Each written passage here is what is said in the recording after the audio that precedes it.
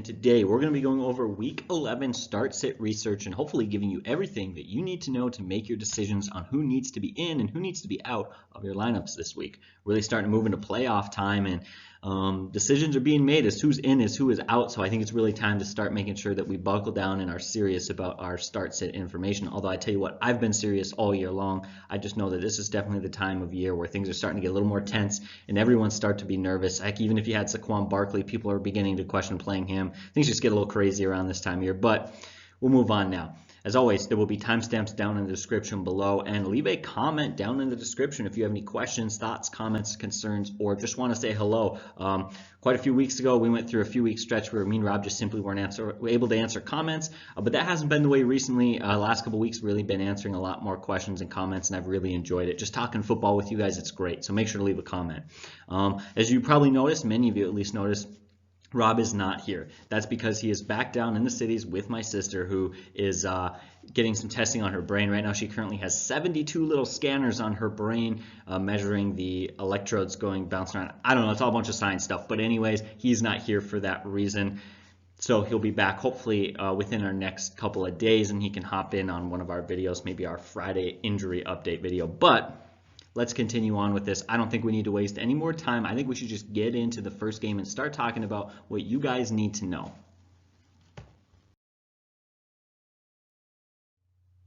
All right, so game number one for this week is the Steelers versus the Browns. Let's start off talking about the Steelers and Mason Rudolph. Actually, let's start talking about the Steelers in general.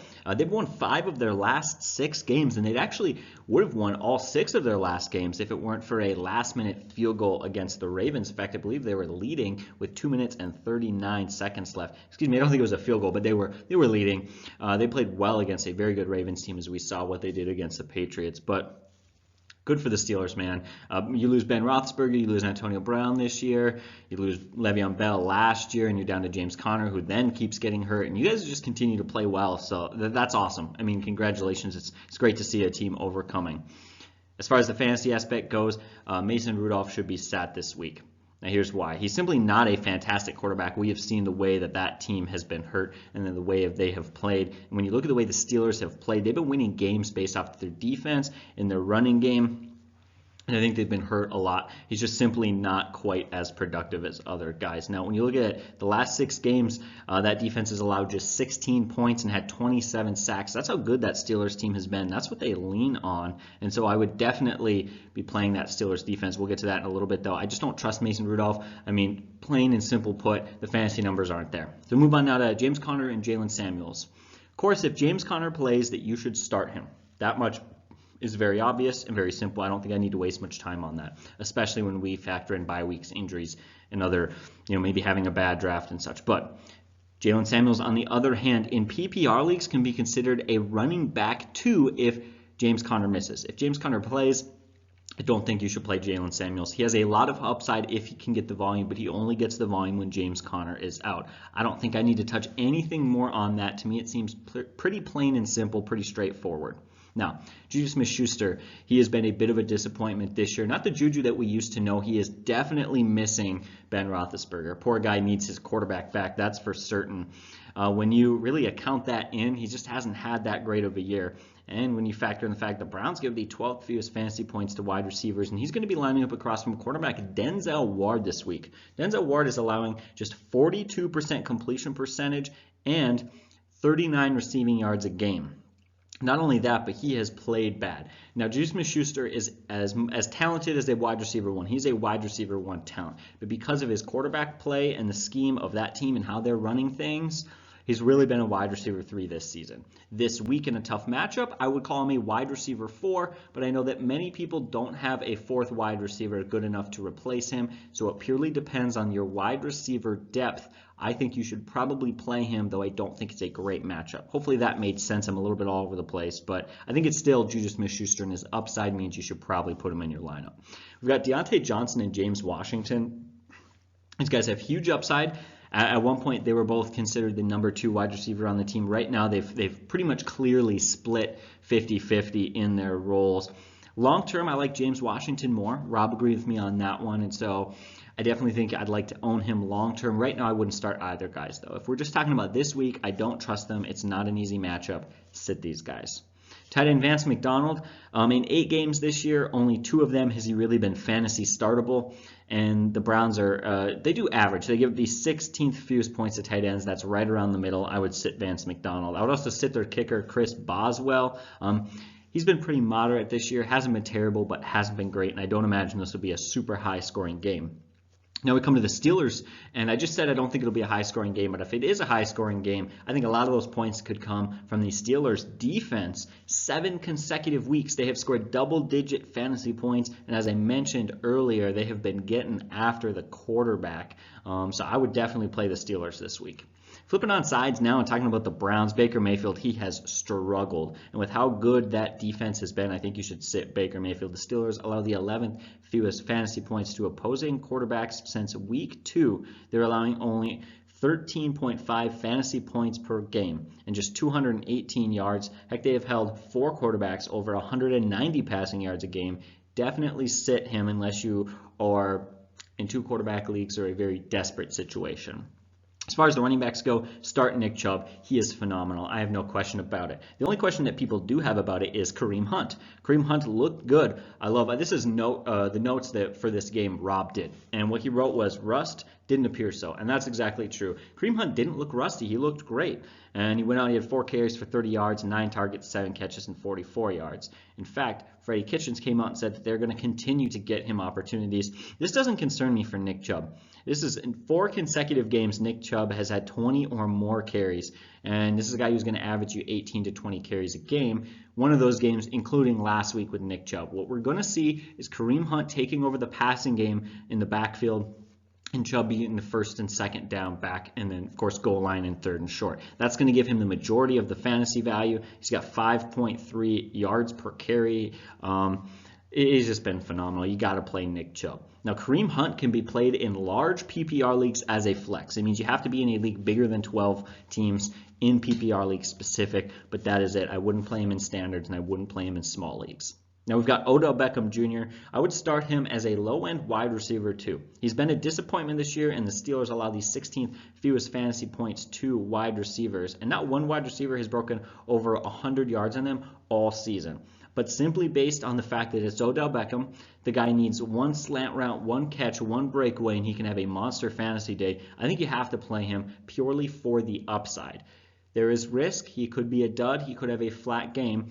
But you got to put them there as the upside. You're going to play 3 wide receivers over him that both have better floors and more upside. I really doubt it. Jarvis Landry is a guy you got to start as a wide receiver as well. He has back-to-back weeks with a touchdown, and in 5 of the last 6 games, he has scored double-digit fantasy points in PPR leagues. In standard leagues, he holds less value, but you got to play him as a wide receiver too in PPR.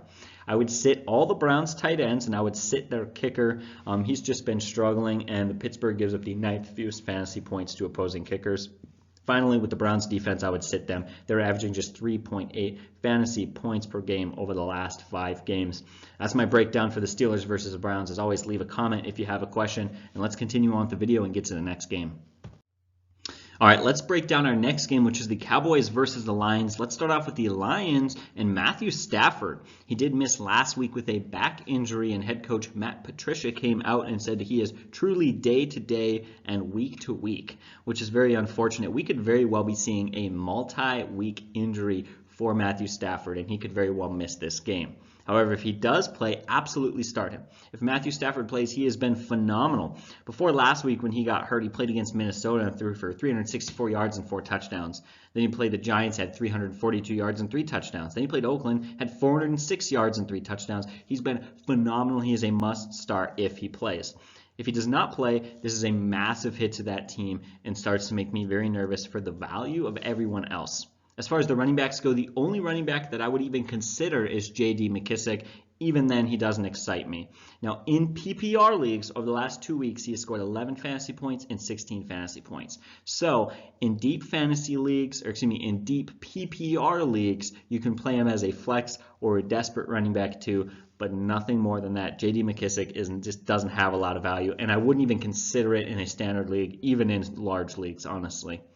Moving on to the wide receivers, Kenny Golladay, you got to start. Now, the Cowboys give up the second fewest fantasy points to wide receivers, but Kenny Golladay has just been too good. He's got 8 touchdowns in 9 games, and 4 of those touchdowns have come in the last 3 games, including a score last week without Matthew Stafford. That's just how good he has been. If Matthew Stafford plays, start Kenny Golladay as a wide receiver 2. If not, he bumps down to a low wide receiver 3.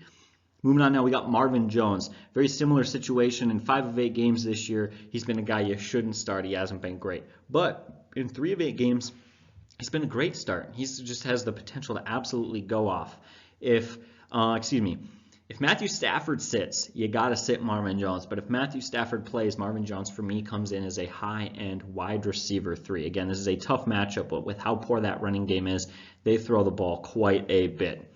Now, Danny Amendola, I think you should sit him. This is a guy who struggled in 7 of 9 games. He's been a guy you should sit. He hasn't scored since week 1. I just don't think that he's a guy that anybody has in a tough matchup with your quarterback probably out. I don't think you can play him. I don't think he has enough value. TJ Hawkinson is a low-end tight end start because the Cowboys give the 3rd most fantasy points to tight ends. I would sit their kicker, Matt Prater, and I would sit the Lions defense. In fact, the Cowboys give up the fewest fantasy points to opposing wide receivers. Moving on now to the Cowboys and Dak Prescott. He's got back-to-back 3 touchdown passing games. He's looked great. Last week, Prescott completed 28 of 46 passes for 397 yards. He did throw an interception, but you have to remember that was a Hail Mary at the end of the game. I don't think that was really his fault. That really came down to game script. I definitely think you have to start Ezekiel Elliott. The Lions give the 2nd most fantasy points to opposing running backs. Some people got concerned last week because he didn't play well. That was against a great, and I mean great, run defense by the Minnesota Vikings. Don't try to get cute. Don't try to get smart. Ezekiel Elliott's still a stud. Play this guy. You also got to play Amari Cooper. He's averaging 22 fantasy points per game in PPR leagues. He is phenomenal. You got to play this guy. Michael Gallup, he can be played as a wide receiver 3 because he has scored in back-to-back games, but you are sort of gambling on his ability to score. However, the Lions do give up the 10th most fantasy points to wide receivers, so that is a good matchup. I definitely like that. Jason Witten, he sees a fair amount of targets, so I think he can be a low-end play in PPR leagues. He does have 36 catches this year, but he hasn't scored since week 2, so he can't be trusted in standards. I would start kicker Brett Maher. He's been a very good kicker, and this could be a very good game for him. And I would start the Cowboys defense if and only if Matthew Stafford is out. That's my wrap-up for this game. Let's move on to the Jags versus the Colts. All right, so let's talk about the Jaguars first, and Nick Foles. He's going to be back this week. Of course, that's very exciting. We'll see how he does. Definitely have to monitor that. However, I don't think he is a very high start. I do like his weapons, especially if D.D. Westbrook comes back, DJ Chark, Leonard Fournette. That's actually a pretty good offense. Not prolific, but effective. And I think he could be a very good fantasy quarterback. I don't trust him this week, however. The Colts allow the 12th fewest fantasy points to quarterbacks. And while they've been a bit bipolar, at times, they've been very effective.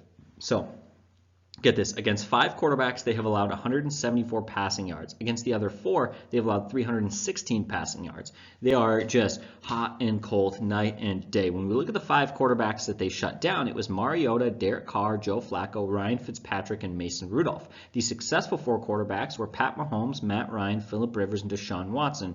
Simply put, the production of a quarterback versus that team is simply based on how talented the quarterback is. That is just the way that it's been. And while I think that Nick Foles could be a very good quarterback, his first game back, I am a little bit nervous, especially if D.D. Westbrook doesn't play. I'm going to say he comes in as a quarterback, probably 12 to 14 range, just missing that starting mark, but very much a streamable quarterback if you're looking for an option this week. Leonard Fournette is a must start. Do you know he's actually on pace for 71 catches and over 500 receiving yards this year? And his 4.8 yards per carry is not just good among all running backs in the NFL. That's amazing considering he had just 3.3 yards per carry last season. This guy has just, in the offseason, we heard about how much great of shape he's gotten in and how much better he is. And, yes, I believed it, but I don't think anyone believed it to this extent. He has been absolutely phenomenal. He's averaging 125 total yards per game. On volume alone, this is a must-start running back 1. Plus, the production is there. I love Leonard Fournette every single week. Dede Westbrook. Everything seems to indicate Dede Westbrook will be back this week. If he is back this week, he's got to come in as probably a wide receiver 4. I don't think he's ever too phenomenal. But he is a helpful and important piece to that offense. Now we've got DJ Chark. Do you know he's actually 12th in fantasy wide receiver scoring this year? I play him as a wide receiver 2. This guy's going to be a future All-Pro. I love DJ Chark. Heck, I want to get a DJ Chark jersey. That's what I want right now. In fact, what do you guys think? What kind of jerseys do you guys want to get? DJ Chark is one of them. Another one's probably Cooper Kupp. But we'll move on. I would sit all Jaguars tight ends. And you got to start Josh Lambo. He hasn't missed a kick all season. He has been phenomenal. If Jacoby Brissett misses this game, start the Jaguars defense versus Hoyer. If Jacoby Brissett plays, I would probably sit the Jaguars defense. After all, the Colts do give up just 1.8 sacks per game. That's my wrap up for the Jaguars side. Let's go on now to the Colts and Jacoby Brissett. Now, Coach Frank Reich said this about Jacoby Brissett and his knee, that if he is a full participant in practice on Wednesday, he will start. So that's something to check. We'll update you guys in our Friday video as to what we know. I think there's a lot of optimism. I think rest over the weekend really helped Brissett's knee, but there's very much a chance that he doesn't play. For the sake of the Colts fans and players, I hope Jacoby Brissett turns. For the sake of the Jaguars, of course, you hope he doesn't. However, I wouldn't start Jacoby Brissett or Hoyer, and here's why. With T.Y. Hilton out, Paris Campbell out, and against a Jaguars defense that is allowing the 17th fewest fantasy points to quarterbacks, I would probably avoid playing them this week. Now we've got Marlon Mack versus the Dolphins. He saw a lot of loaded boxes. They really wanted to beat him up and force Brian Hoyer to throw the ball. So he didn't have a fantastic game. But when you look back to last year versus the Jaguars, he had 2 games total 56 yards on 20 carries for 2.8 yards per carry. So we see another game where probably not so great. Now right now he is 4th in the NFL for carries per game. So he has seen a lot of usage. And for that reason, you got to play him as an RB2 on volume alone. Although the Jaguars do give up the 16th fewest fantasy points to opposing running backs. If Hoyer plays, I think you should sit all wide receivers for the Colts. With T.Y. Hilton out and Paris Campbell out, the only guy to mention is Zach Pascal. Zach Pascal is a guy you should start if Jacoby Brissett is in, though. He does have to play across from A.J. Boye, who is a great corner. I don't think he's quite as good as Jalen Ramsey, but he has been very effective. He's had 4 good games this year, mixed with 4 kind of duds this year. We just hasn't got the numbers up. For me, it really depends on the health of Jacoby Brissett. If Jacoby Brissett is back, play him as a low-end wide receiver 2 or a medium to high wide receiver 3. But if it's Hoyer, I don't trust Hoyer. He's just not getting the job done. Talk now about Doyle and Ebron. Back-to-back weeks with a touchdown for Jack Doyle, but But Ebron had 12 targets last week, so just another confusing situation. I lean towards playing Ebron every single week simply by having more targets. I think in the long run he should have more touchdowns, but it's a nervous situation. I guess this is why heading into the season before drafts, we kept telling people draft your tight end early because you don't want to be worrying about situations like this. Adam Vinatieri, I don't think you should play this guy. He's been kicking awful this year. In fact, the Colts brought in a few kickers to try out and honestly try to replace this guy. Hasn't happened yet, but I won't be surprised if it happens soon. He could very well even be cut. But moving on now, we have the Colts defense, and the last thing we really got to talk about for this game, only once this season have they scored double-digit fantasy points. For that reason, you got to sit the Colts defense, and that is my wrap-up for this game. As always, I would encourage you, if you have any questions or comments, leave it down below. I'm going to move on now and get to talk about the Broncos-Vikings game. All right, so now I'd like to break down the Vikings versus the Broncos. We'll start off with the Vikings and Kirk Cousins. I think he's a sit this week, and when we break it down, he's been phenomenal lately. After 4 weeks, everyone was hating on him. Since then, he's got 15 touchdowns to 1 interception. So why do I think you should sit him? Well, for starters, quite honestly, it looks like Adam Thielen is going to be out another week. And when you put Stephon Diggs versus Chris Harris, that's going to be a tough matchup. Again, if you had Thielen versus Harris and Stephon Diggs as your second, there's some great mismatches and a lot of work that you could do there. But that's going to be a tough situation this week. As well as the Vikings will be playing at home against Brandon Allen, this honestly just not a great quarterback. The Vikings are going to do what they have done all year. They are going to stick to the running game. They're going to play defense, and I think they're going to win this game just fine. But for that reason, I don't think that he's got a lot of fantasy value this week. As far as running backs go, you have to start Dalvin Cook. He leads all of the NFL in rushing. He is 4th in fantasy scoring in and second in running back scoring, behind only Christian McCaffrey. He's been phenomenal. He's a must start. I don't think I even need to break down the numbers. Now, Rob did this research, so I'll read to you what he said about Adam Thielen. After they brought him back early, it kind of was a mistake.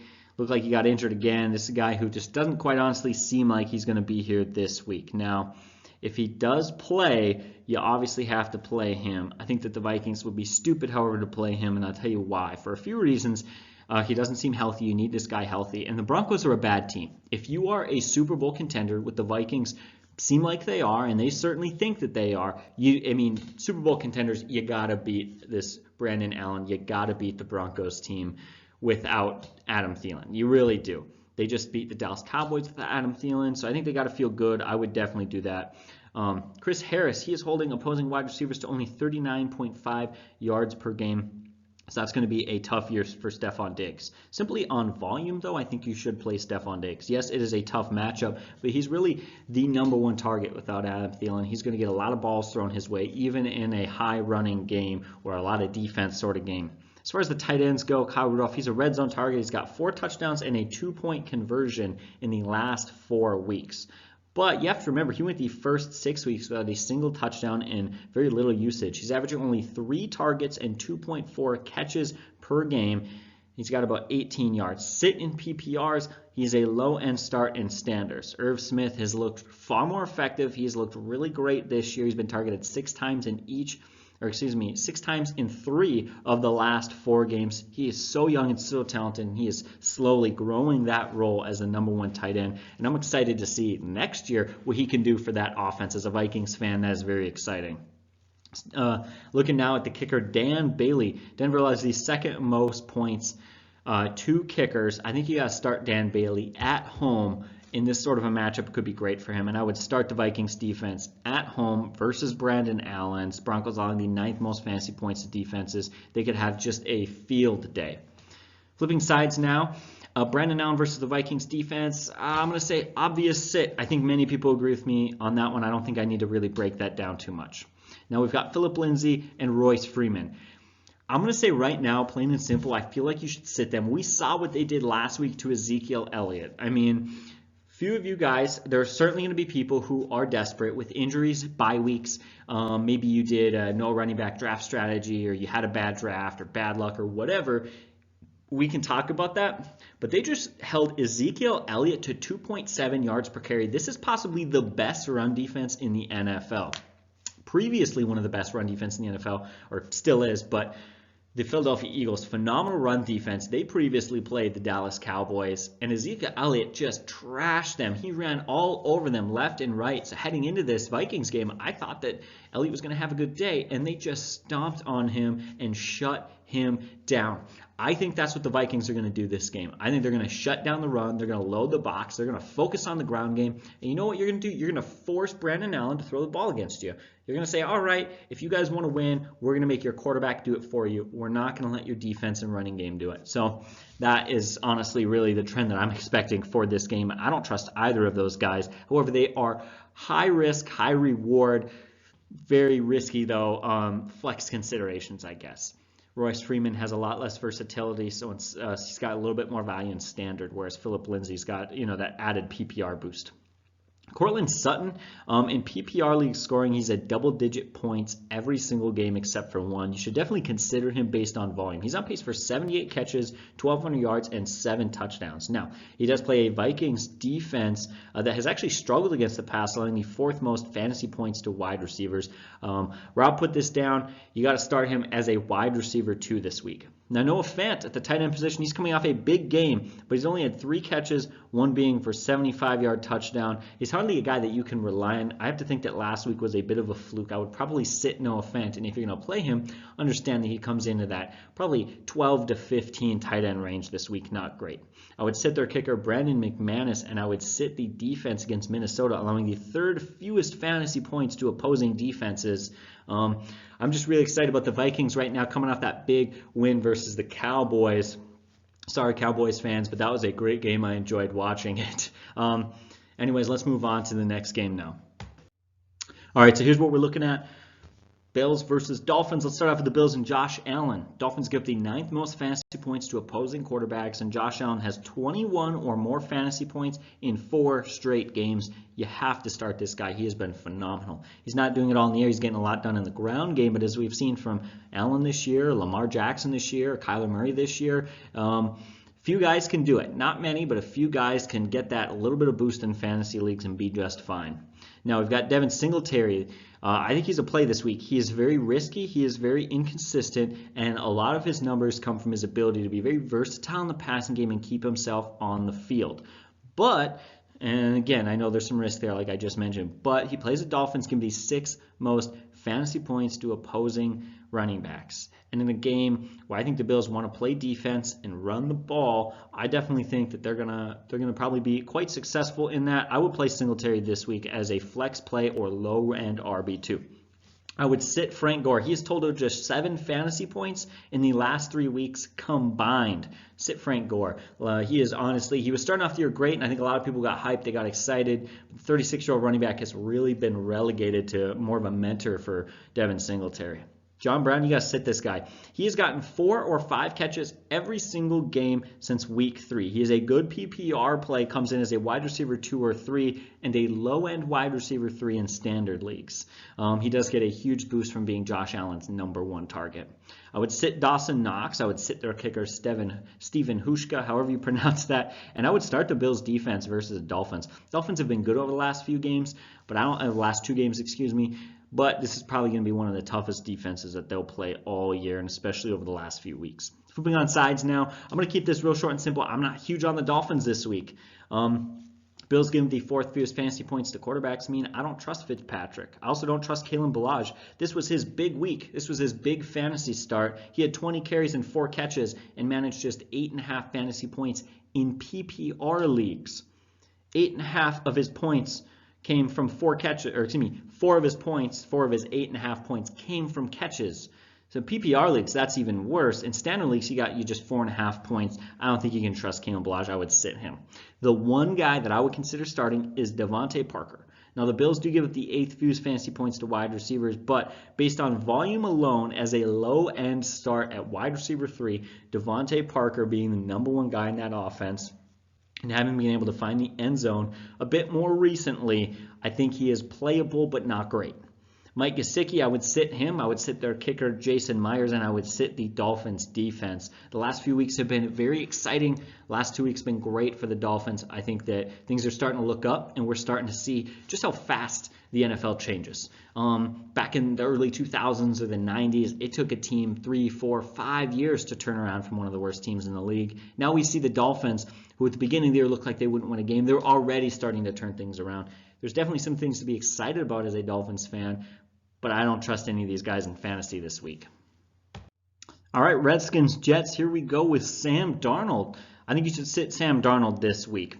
When you look at it, since Callahan has taken over for the Redskins, they have been phenomenal. They have been great. Get this. For the last 4 games, they've given up just 12 fantasy points per game to opposing quarterbacks and 182 passing yards. That is vastly improved from before that in the first 5 games when they were allowing over 22 fantasy points per game. So they go from 22 down to 12. That is a huge difference. And of course, he just hasn't been a great quarterback, Sam Darnold. He's been very high and very low, and I see this being a low-scoring game. I don't think Dwayne Haskins and Darnold are going to be able to put up a lot of numbers this week. Speaking of the running game, let's talk about Le'Veon Bell. This is a guy who's been a massive disappointment this year. Now, that's actually something we predicted, but he did score last week, but on the year, his terrible 3.1 yards per carry. Washington does allow the 7th most fantasy points to opposing running backs. So I think off of volume and a good matchup, here's what I'll say. He is a running back 3 or flex play in standards. In PPR leagues, he carries running back 2 value. The guy's averaging like 5 catches a game. And of course, like I said before, he's not been very efficient, but the volume alone, I think you got to consider this guy a starter, especially when you really take into account the fact that we've got bye weeks and injuries to deal with. Jamison Crowder has been just a pleasant surprise for the Jets and some fantasy owners. This last game, he had 5 catches, 81 yards, and a touchdown. The week before, he had 8 catches, 83 yards, and a touchdown. And you look to week 1, he had 17 targets, 14 catches, and 99 yards. He is clearly Sam Darnold's #1 target. I definitely think that you should play this guy. In 4 of 8 games, he's had over 81 receiving yards. He is a wide receiver 2 in PPR leagues and a wide receiver 3 in standards. When we come to Demaryius Thomas, I would say is a wide receiver 3 or flex in both PPR and standard. He's really had a solid day last game, 6 catches, 84 yards. That was his best of the season. And he did have that on 9 targets. Now, it was a little bit high targets for him. But he has had 3 different games with 9 targets. So that's not too completely out of the normal. I would sit the once very promising Robbie Anderson. He's really been relegated to the 3rd wide receiving role on that team.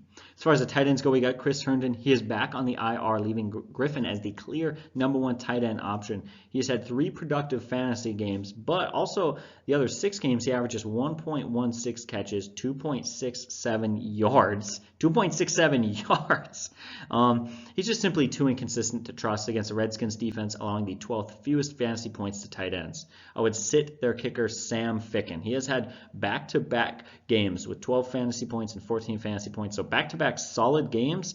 But before that, he averages 2.17 fantasy points per game in probably a low-scoring matchup. And I would sit the Jets defense. The Skins do give up the 5th most fantasy points to opposing defenses. So if you want to take a gamble, you could do that. But they've just been extremely ineffective, and they are not a good defense this year. Moving on side now to Dwayne Haskins. Rob did the notes for this game, and I love the way he broke down Dwayne Haskins. It just says sit in all caps 3 different times with many exclamation points. Yeah, he's had 3 appearances, 3 games, 0 touchdown passes, 3 picks. That about sums it up. That's all you need to know. Now, there he is, guys. He should play in this one. Seems like he's back. He's been practicing. He was activated Wednesday from the IR. But he had a bad week 1. Skins team is not that great, and they have Callahan has heavily leaned on Adrian Peterson. I think Adrian Peterson, as a volume play, is not terrible. He's totaling 383 rushing yards and a great 5.1 yards per carry. He's averaged 18.5 carries a game, so really high usage of recently. During that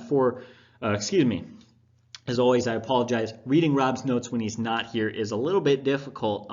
Very smart guy, but the way he takes notes is very abnormal. Now, it's funny, he's actually 3rd in rushing, and he is 7th in yards after contact with 3.68 yards after contact, and he's 11th in elusive rating. He's actually been very effective this year. I would call him a low-end RB2 play in standards, but I would sit him in PPR. And as always, it has been a struggle getting through this. But we got Terry McLaurin now. Just give the 2nd most fantasy points to wide receivers. Terry McLaurin is a very talented wide receiver who is completely held back by his quarterback play.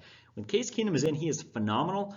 With Dwayne Haskins, he has been awful. The great matchup, I think you got to start him, but due to Haskins only as a wide receiver 3 or flex play in leagues over 12 teams. But there is that. Now, I would sit their kicker, Dustin Hopkins, and all their tight ends. And as far as their defense goes, they're a possible start defense. Here's what Rob wrote. The Jets allow the most points to opposing defenses, but the Redskins are 28th in fantasy points scored. Only 5+ fantasy points per game. Really only desperate play. You could play them, but again, only if you're desperate looking for a stream this week. Not a defense that I'm excited about. Let's move on now. Done fumbling around with Rob's notes, at least for a few minutes. We'll get back to the Saints and the Bucks now. All right, let's start off with Drew Brees. Had a bad week last week, but I think you got to start him this week for a few reasons. First off, the Falcons got a lot of pressure. In fact, more pressure than he's had to deal with all year long, and more pressure than he will probably have to deal with for the rest of the year. The Falcons managed to get some pressure on the Saints. That was very surprising. But what I really like about him is that he's played well and he's got a good matchup. Buccaneers give the 2nd most fantasy points to opposing quarterbacks, and in the other 2 games that he has played this year, he's thrown for over 300 passing yards both of those games. You have to start Drew Brees. Alvin Kamara, you got to start this guy. He's been a bit of a disappointment this year. If you actually break down his fantasy numbers, they haven't been phenomenal. And Bucks do give the 2nd fewest fantasy points to opposing running backs, but it's Alvin Kamara. You're going to tell me that you have 2, or if you're in a flex league, 3 better options than Alvin Kamara? I don't buy it. This is going to be a solid bounce back week with Drew Brees. He's going to get the red zone touches that he gets and the targets. Alvin Kamara is going to be fine. Now, Latavius Murray, he had just 19 total yards last week after the Saints said that they were going to remain using him as a heavy part of that offense. Granted, they were losing and they needed their receiving running back in there a lot. But Given it is a tough matchup against the Bucs run defense and the fact that they didn't really hold their promise last week, I don't trust him this week, though it is possible that they will return to using him more. Michael Thomas, he is playing in the Bucs, giving the most fantasy points to opposing wide receivers, and he's actually first in the NFL, averaging 25.5 fantasy points per game. This guy's been phenomenal. I was looking at some research, looking at the numbers. He has been electric, and I just want to read this off to you just to just brag this guy up. He's been great. 10 targets, 123 catches week 1. Week 2 he gets 10 catches, 89 yards. Then he has 5 catches, 54 yards, and a touchdown, which is arguably his worst game of the season. Then he has 9 catches, 95 yards. Then he has 11 catches, 182 yards, and 2 touchdowns. Then he has 8 catches, 89 yards. Then he has 9 catches, 131 yards, 11 catches, 112 yards, and a touchdown. Last week he had 13 catches for 152 yards. He's been absolutely a monster. Let's look back to, I believe, week 5 versus Tampa. He had 50 fantasy points. Then he had 17. Then he had 27. Then he had 29. Then he had 37. He's been phenomenal. He's a must start. It is so much fun watching this guy. Honestly, he is hands down the best wide receiver in the NFL. I fully believe that right now. I'm putting that up there. Call me on it if you think I'm wrong, but the way he's played statistically, there's no arguing anyone else. Jared Cook, he saw a real uptick in targets with 10 targets last week. I think it helps that Drew Brees is back. Drew Brees likes to throw to his tight ends, going back to the Jimmy Graham era. I guess for whatever reason, he just likes his tight ends. That's a huge uptick from previously over the few games before he was averaging just 4 a game. I would start their kicker, Will Lutz. You absolutely got to start him. The Bucs give up the most fantasy points to opposing kickers, and start the Saints defense. Flipping sides now, we got Jameis Winston. If you're looking for a gamble as a quarterback, 10 to 15 or 16, Jameis Winston, that's where he sits in my book. Ronald Jones Jr., I would sit him unless you're desperate in deep leagues greater than 12 teams. He can be played as a flex player, RB2 and standard. PPR, I would sit him. In small leagues, sit him. And if you've got good options, sit him.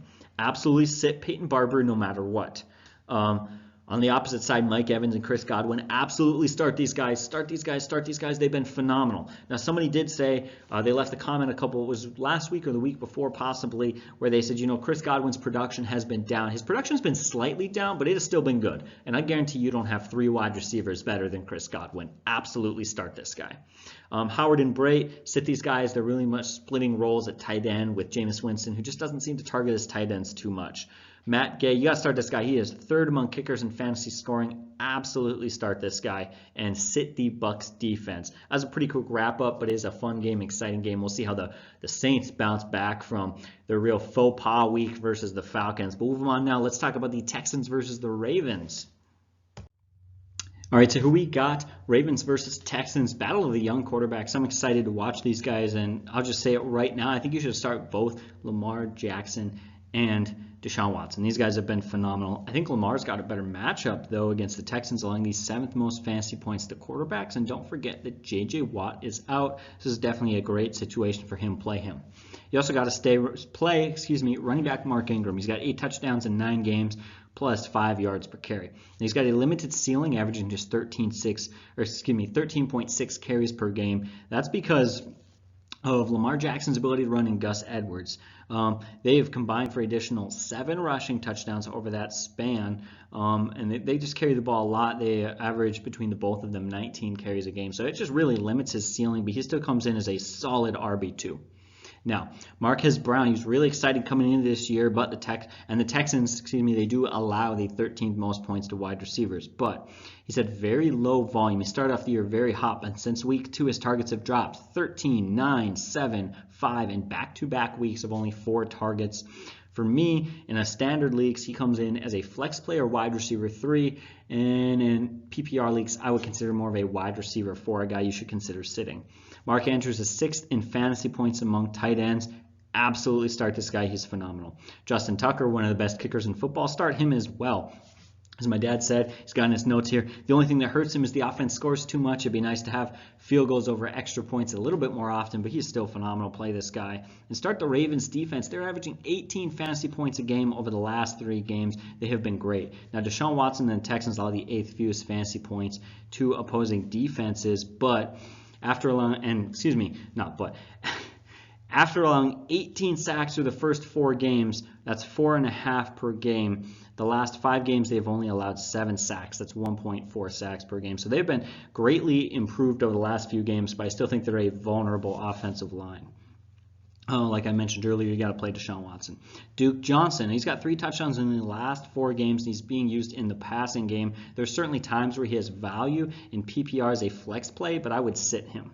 Carlos Hyde, the Ravens allow the 8th fewest fantasy points to running backs. Now he is 10th in the NFL in carries. He's got a career best 4.7 yards per carry. He's a just fixture and a staple of that offense. In PPRs, I would sit him, but he comes in as a low RB2 in standard leagues. DeAndre Hopkins, he's a top 5 wide receiver. He's a must start. Play this guy every week, even if the matchup is tough. He's got so much volume. Tight end Darren Fells has 6 touchdowns in the last 7 games. But mixed in there was a game where he had just 1.3 catches, or excuse me, mixed in there was 3 games where he averaged just 1.3 catches. They still like to use Aiken there, their other tight end who's getting some targets. Start him only in standard leagues because touchdowns are king, and that's what matters. But I don't think you can trust him in PPR. I would start their kicker, Ka'imi Fairbairn. 4 of the last 5 games, he's had double-digit points, and the Ravens actually allow the 7th most fantasy points to opposing kickers. Finally, I would sit the Texans defense. The Ravens allow the 6th fewest fantasy points to opposing defenses. Plus, as I mentioned earlier, J.J. Watt is gone, so that's going to hurt them. It's a pretty quick wrap-up, but that is the Ravens versus the Texans and everything you got to know this week.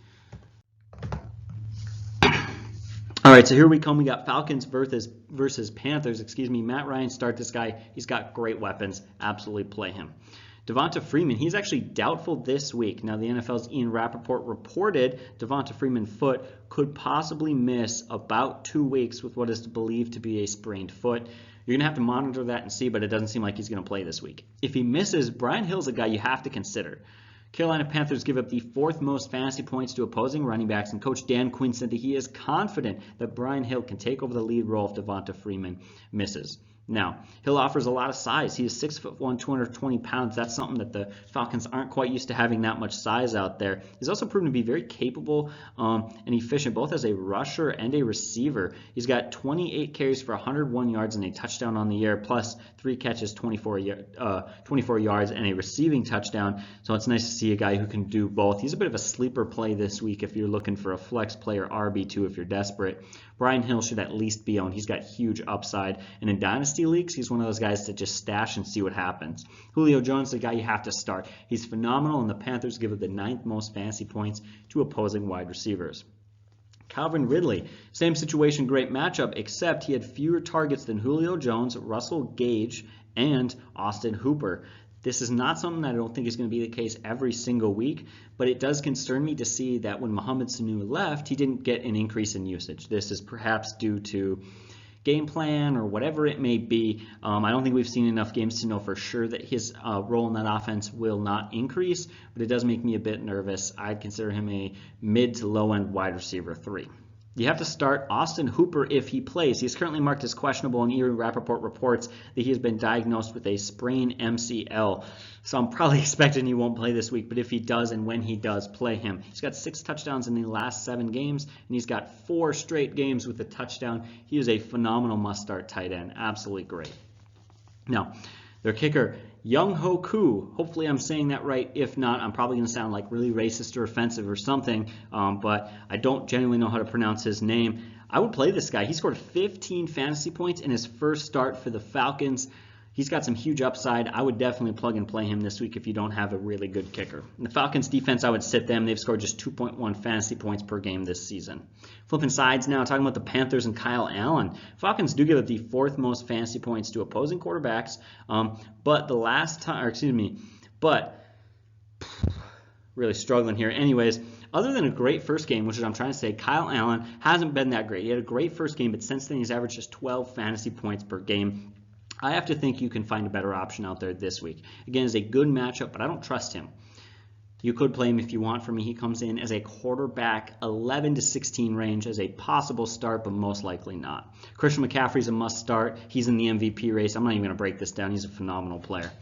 We also got DJ Moore. He's got back-to-back games with over 100 yards receiving against a team giving the 7th most fantasy points to wideouts. Play him as a mid to high wide receiver 2. Curtis Samuel's another guy you should play as a low wide receiver 2 or high wide receiver 3. He's got the same awesome matchup, 7th most fantasy points allowed to wide receivers by the Panthers, and he's got back-to-back scoring games, a bit more of a standard league guy. Now, Greg Olsen has 35 catches on the season. He can be a low-end PPR play.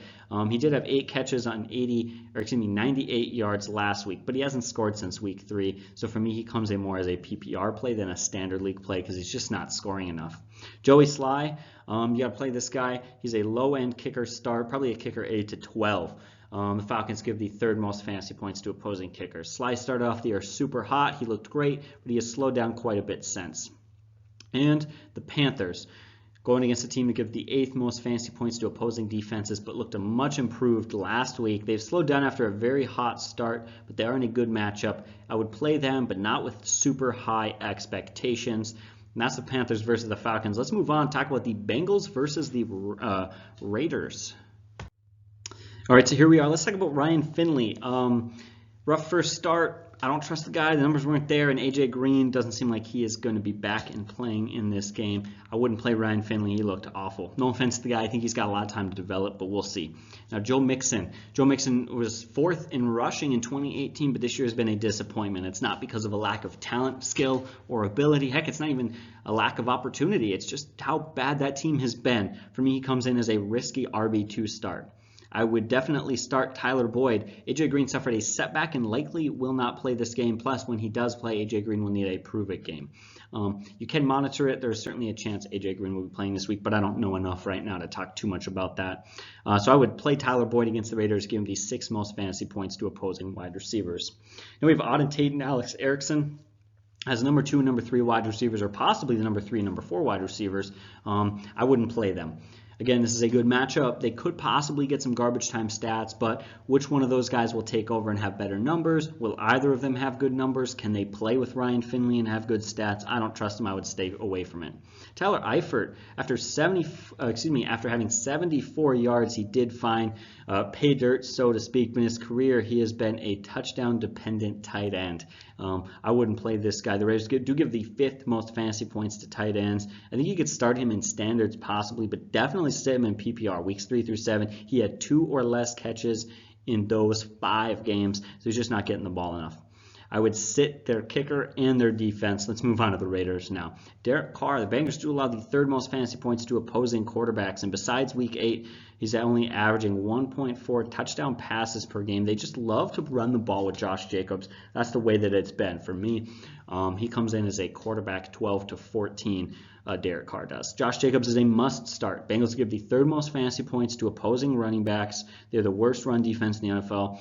32nd right now, allowing 173 rushing yards per game. They're 29th in total defense, allowing 28.8 points per game.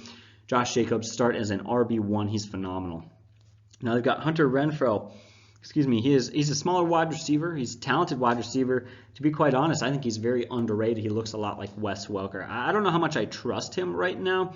I don't think that he's a guy that you can play every single week as this awesome, fantastic play, but you could play him as a low-end possible like wide receiver 3 in PPR leagues based on his targets. Now, Tyrell Williams. After 5 weeks with a touchdown, he had back-to-back weeks where he's been kept out of the end zone. He should be in for a solid game. He should find the end zone again. At least he most likely will. For me, he comes in as a wide receiver 3 or flex play. I would probably consider sitting him in a PPR league. At least that's what Rob wrote in his research here, and I sort of agree with that. He's just not getting enough targets, so you're essentially rolling the dice and saying, please score me a touchdown. And then if he doesn't, oops, big mistake. Darren Waller, absolutely start this guy.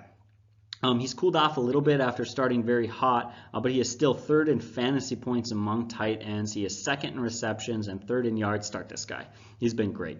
Their kicker, Daniel Carlson, I would start him versus the Bengals, allowing the 3rd most fantasy points to kickers. And as far as the Raiders' defense go, we're going against Cincinnati, giving the 4th most fantasy points to opposing defenses. And now with Ryan starting, I definitely think they have to be a great streaming defensive option this week. Looks like this could be a very good team, or a very good week for the Raiders team to continue getting some momentum and playing well. But let's move on now to the Cardinals versus the 49ers. Now we get the 49ers versus the Cardinals. Kyler Murray.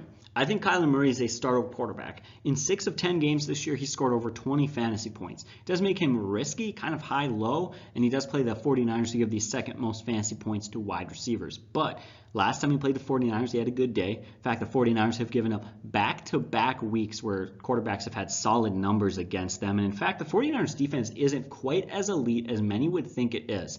They're a good defense.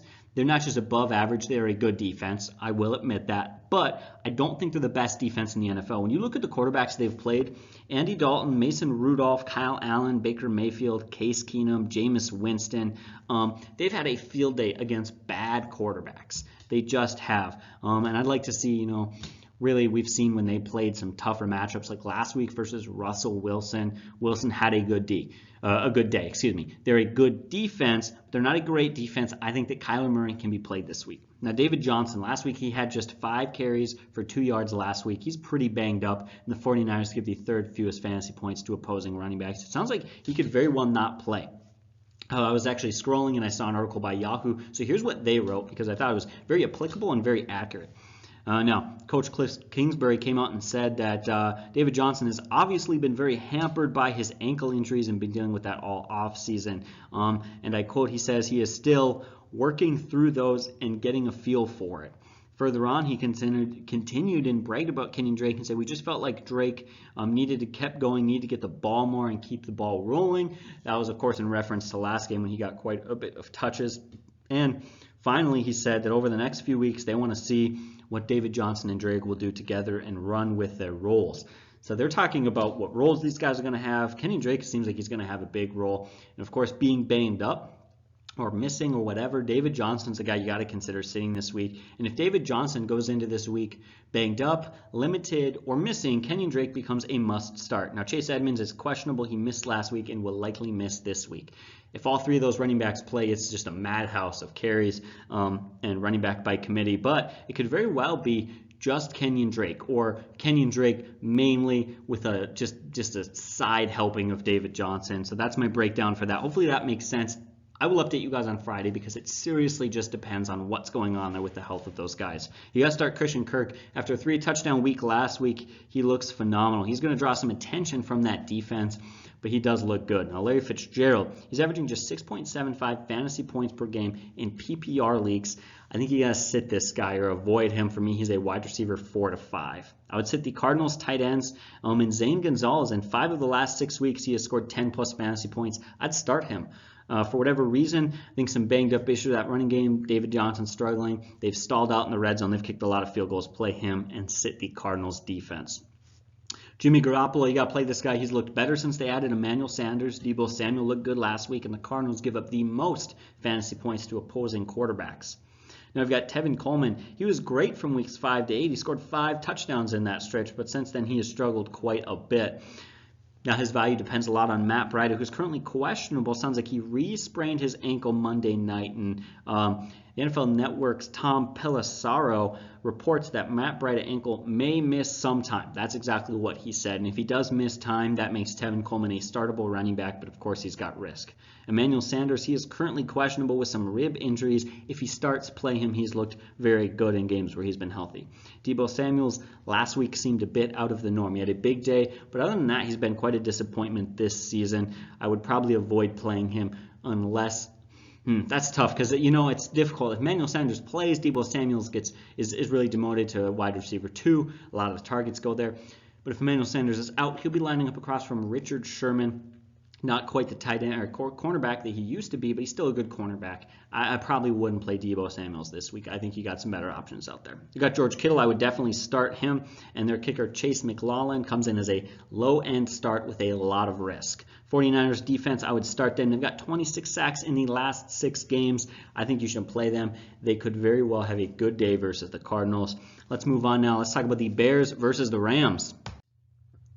All right, Bears versus Rams. Mitch Trubisky, sit this guy. He had a big week last week, but that was a fluke versus a very bad defense. Probably one of the worst, if not the worst, pass defense in the NFL. in the Lions, who allow over about 300 passing yards per game. And it's funny because two of the quarterbacks that they have played that the Lions have really allowed a lot of passing yards to have been Kyler Murray and Daniel Jones, rookies who are not yet developed. And yet Mitchell Trubisky only had 173 yards. He did have 3 touchdowns, but it took till the last minute or two of the first half for that offense to get going. I don't trust him this week. Absolutely not, versus the Rams.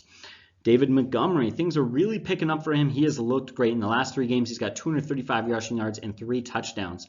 His 3.6 yards per carry simply needs to improve versus the Rams, allowing the 10th fewest fantasy points to running backs. But in large leagues, like 14 teams or larger in standards, he comes in as a running back 2, and he's probably a guy to sit in PPR leagues if we're being honest. Allen Robinson, a wide receiver, he is their best weapon. The downside is he'll play Jalen Ramsey, but he's really the big target there, the number 1 wide receiver. He is probably the key to their passing game. For me, he comes in as a solid wide receiver 3 with a safe floor and limited ceiling.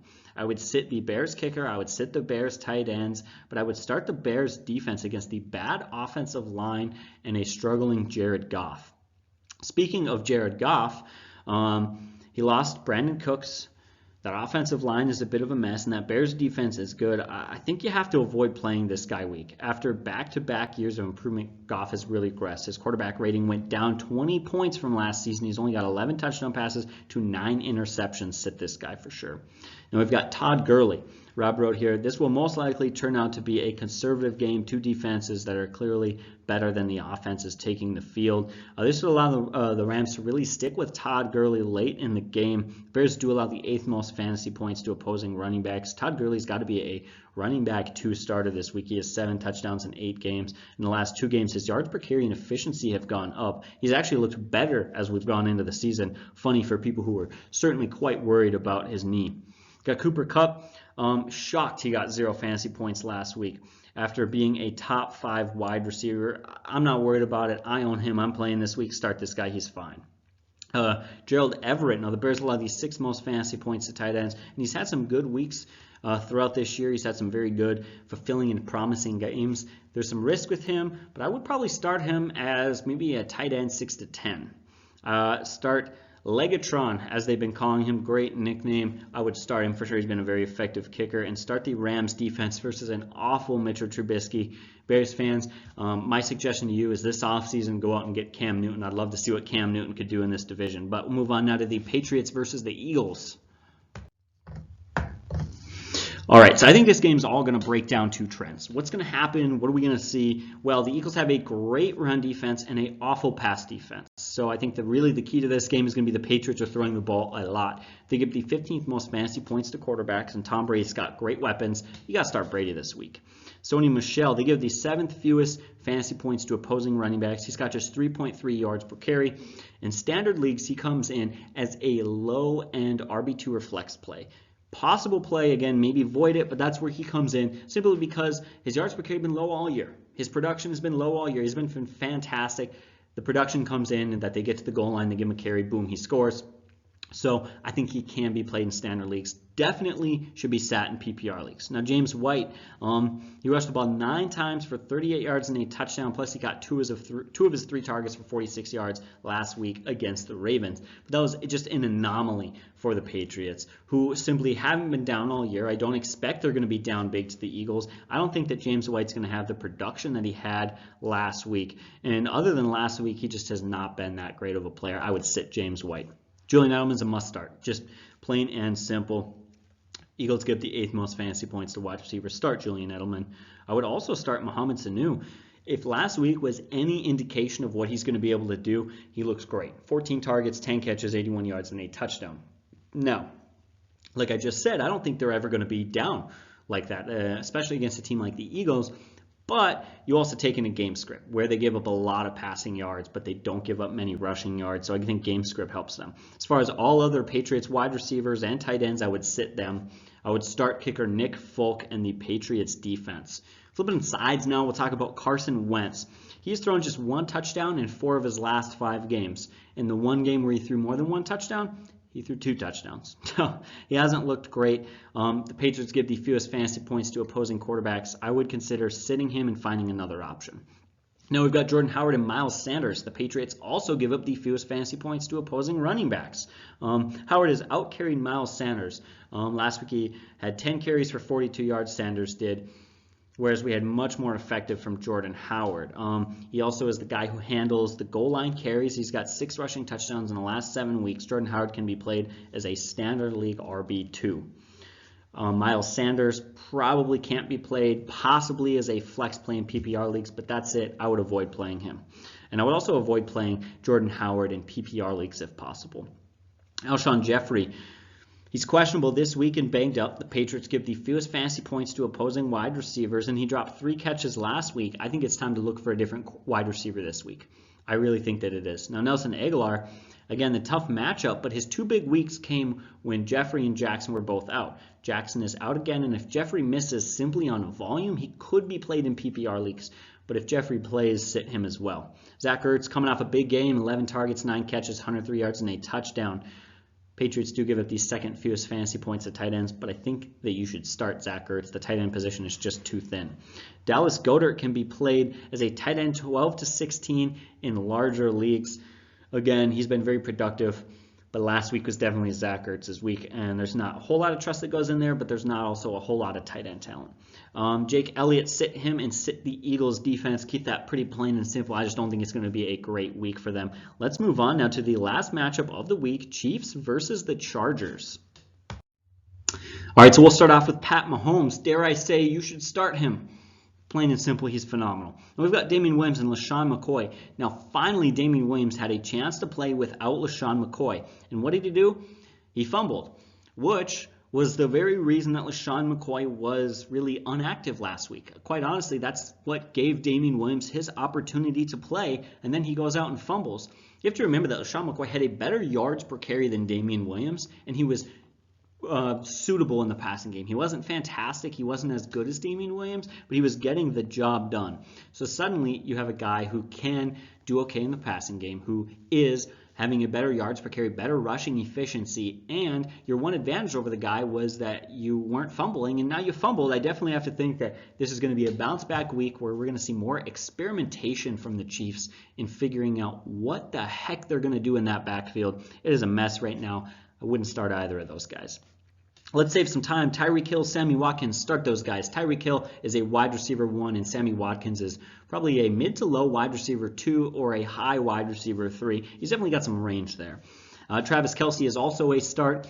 Tight end position is so thin, and he has been so effective. You have to play him. Now, Harrison Butker, start him with Pat Mahomes. That is a great offense. They score a lot of points, and I would sit the Chiefs defense. Flipping sides now to the Chargers. Phillip Rivers. For me, he comes in as a low-end start. The Chiefs do give the 8th most fantasy points to to opposing quarterbacks. But here's a concern. They've really leaned on their running game in the red zone, especially giving a lot of rushing or gaining a lot of rushing touchdowns and not been throwing the ball quite as much. Now to Melvin Gordon is a must start. Not only is this the Chiefs give the most fantasy points to opposing running backs, but he's got 4 rushing touchdowns in the last 3 weeks. He had 22 carries for 108 rushing yards last week. Play Melvin Gordon. He's been great lately. The rust is off. He's the number 1 back in that offense. He looks awesome. Austin Eckler, he's a low-end flex play in PPR leagues, otherwise sit. Keenan Allen, not a great matchup. The Chiefs do give the 4th fewest fantasy points to opposing wide receivers. He's been a bit of a disappointment this year, but you still have to play him. I highly doubt, and I've said this in times past, you may not be happy with his production, but you have 3 other wide receivers that you like more than him. I tend to lean towards most people probably not being the case, unless you happen to be in an easy league with a fantastic lineup. But there's that. And we got Mike Williams. For me, he's a low-end wide receiver 3. He's only getting like 2 or 3 catches a game, but he's getting quite a few yards out of it. I would consider sitting him, but he is possibly playable in this sort of a matchup that could very well be a shootout versus the Chiefs. Start Hunter Henry and start Michael Badgley. They've both been great. Henry's been awesome, and Badgley's been a very good kicker. And I would sit the Chargers defense. All right, guys. Hopefully I didn't talk too fast there. I'm very tired. It is very late right now, but as always, thank you guys so much for watching. I really appreciate your guys' support, so leave a comment, like, and subscribe if you love what we have to say and if you appreciate the advice that we're giving you. As always, guys, thank you so much. You guys have a great day, and God bless.